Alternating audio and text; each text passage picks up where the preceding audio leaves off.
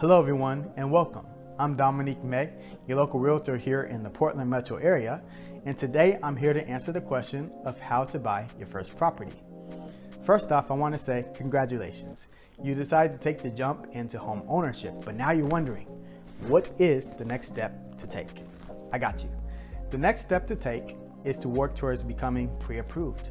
Now, the four main areas that lenders will look at when it comes to deciding if you qualify are your credit score, work history, debt to income ratio, and your cash on reserves.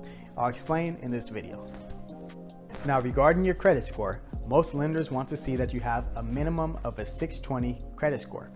It is possible to qualify with a lower credit score than 620, such as a 580 credit score, if you have a larger down payment amount saved, but for the most part, you want to aim towards having a 620 or higher credit score to be able to qualify for a mortgage.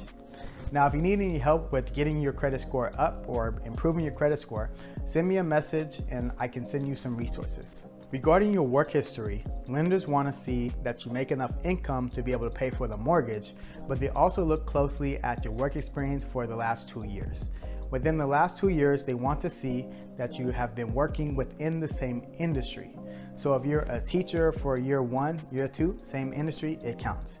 If year 1 and 2, you start out year 1 as a medical assistant and now year 2, you're a nurse, same industry, it counts.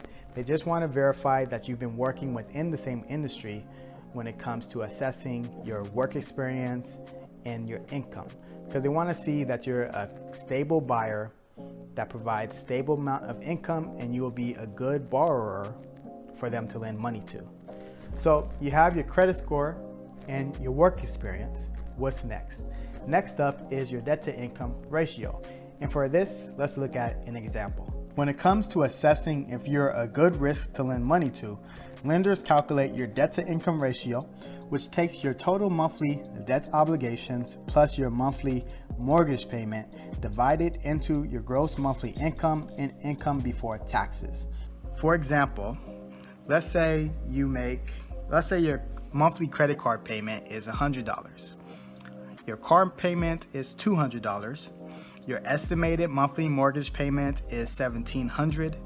Your student loan payment is $225. In this example, your total debt obligation is $2,225. And you bring home monthly $5,000, which is about $60,000 a year. In this specific example, your debt to income ratio is 44%.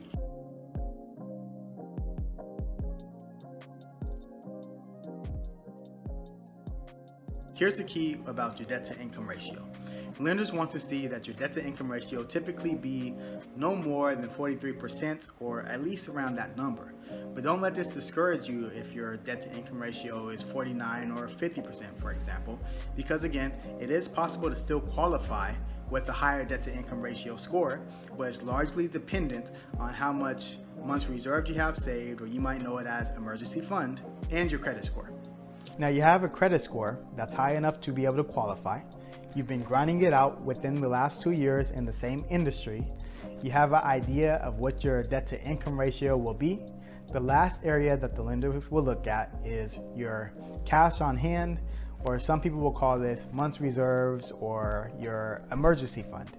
And what this means is that you have 2 months of what your estimated monthly mortgage payment will be saved up in your bank accounts.